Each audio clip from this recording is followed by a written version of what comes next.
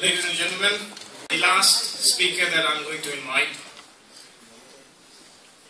obviously does not need any introduction. He is a true friend of Pakistan, a very proud friend of Pakistan. He has been working for the people of Pakistan, I think when I was in my nappies maybe. He has been honoured by the government of Pakistan with Hilal-e-Imtiaz, with Hilal-e-Qaid-e-Azam, which is probably the biggest award given to any civilian in Pakistan. Please put your hands together for the MP, Mr. George Galloway.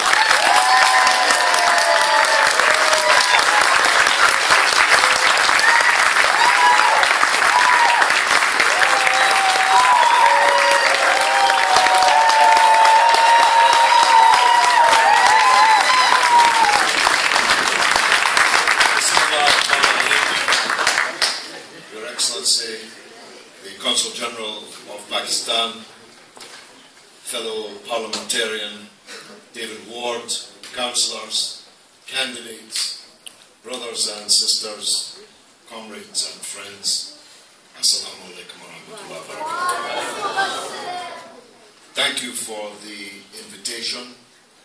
Thank you for the warm welcome. And thanks to the previous speakers for their words to us this evening. I was not born into Pakistan, I chose it.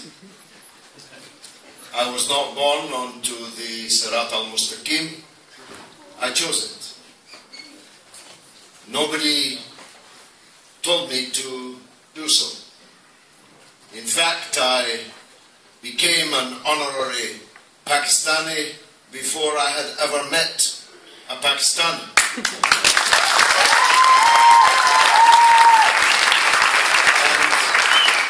And many decades before I came to Bradford. My introduction to Pakistan was to put a motion through the council of the city of Dundee, where I was born, pleading for the life of the Shaheed Zulfikar Ali Bhutto. And from that act and the campaign thereafter, I grew more and more absorbed into Pakistani society. I made thousands, maybe hundreds of thousands, maybe millions of friends in Pakistan and in the diaspora. I was awarded the Hilal-e-Qaid-e-Azam decades before I ever set foot in Bradford.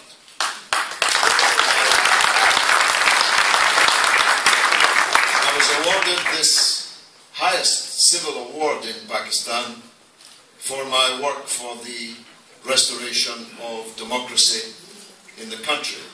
In the 1980s, I operated, sometimes undercover, inside Pakistan under the leadership of a man in a red fez, Nawab Zada Nasrullah Khan. I don't know if any of you recall him. May God have mercy upon him.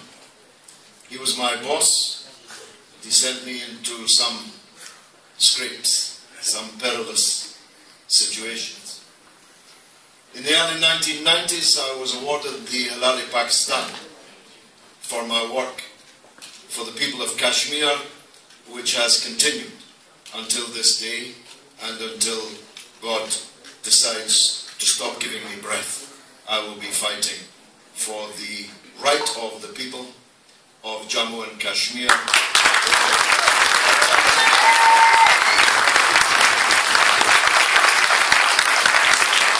So with a background like that, my brother Sharjeel, you'll understand that I feel that before I've died, I've gone to heaven, being the Member of Parliament.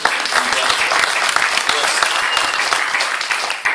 I must say, I don't recall the last time, because I go to a certain kind of meeting, that I was invited to rise for the British national anthem of God Save the Queen. I'm glad you stopped at the third verse, because the fourth verse asks God to give power to Her Majesty, rebellious Scots to crush. And so I was trying to work out diplomatically how I could demur from the fourth verse if you gone there. Because this is one rebellious Scot who likes to avoid being crushed, at least before my work is done. I only have one other point to make, but it is an important one. I appreciate your stricture, well observed so far, against politics. But this is a very difficult time for the Muslims in Britain.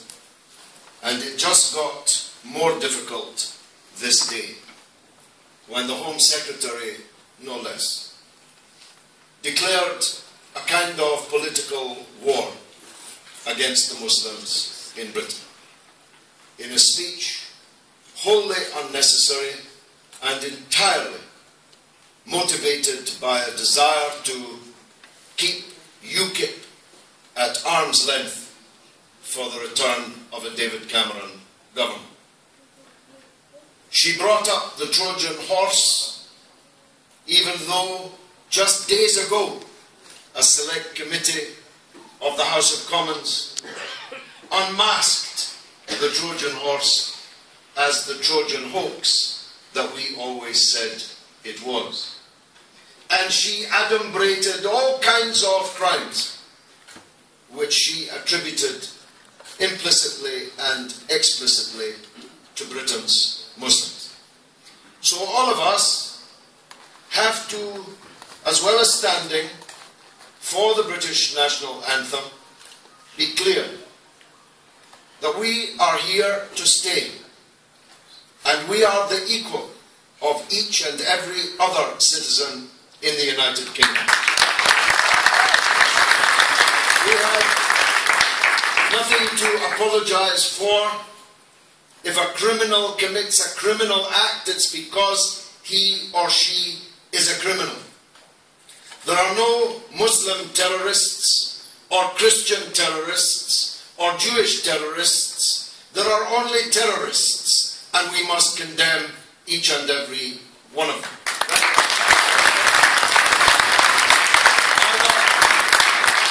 Neither are there Muslim groomers.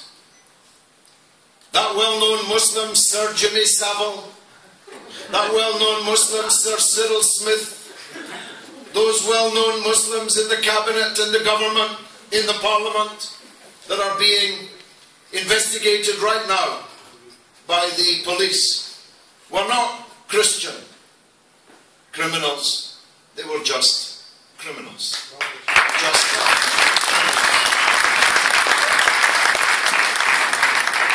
On the subject of terrorism, and it's my last sentence, I promise you, I have been fighting for almost a decade for the arch-terrorist Altaf Hussein in London.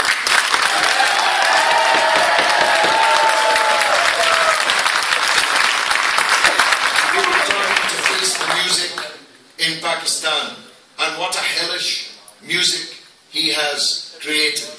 Night after night, on the telephone from Edgware in London, literally on television, ordering the murder and the mass destruction which he and his friends have caused in Pakistan, in Karachi in particular. And I will not rest until Karachi and Pakistan are freed from the scourge of Altaf Hussain.